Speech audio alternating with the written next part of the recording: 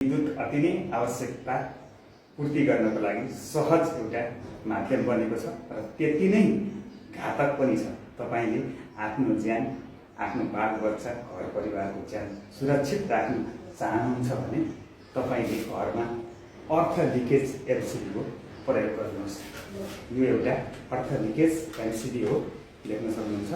यसको प्रयोग हामी कसरी गर्छौं त्यो पनि म तपाईलाई सिकाउँदै छु।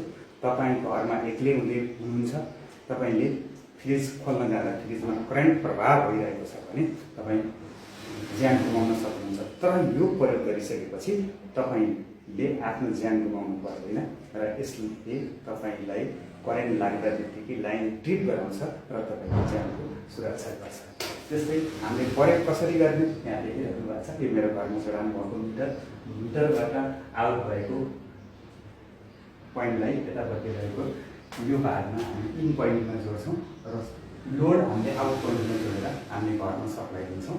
सप्लाई दिइसकेपछि तपाईलाई करेन्ट लाग्यो, यो एलसिडी यसरी यो टिप भएर तल आइदिन्छ र तपाईँ सुरक्षित हुनुहुन्छ। त्यसैले हरेक नेपालीले आफ्नो ज्यानको सुरक्षा, विद्युतबाट दुर्घटनाबाट बच्नको लागि एलसिडी, अर्थ लिकेज एलसिडी अवश्य लगाउनु होला।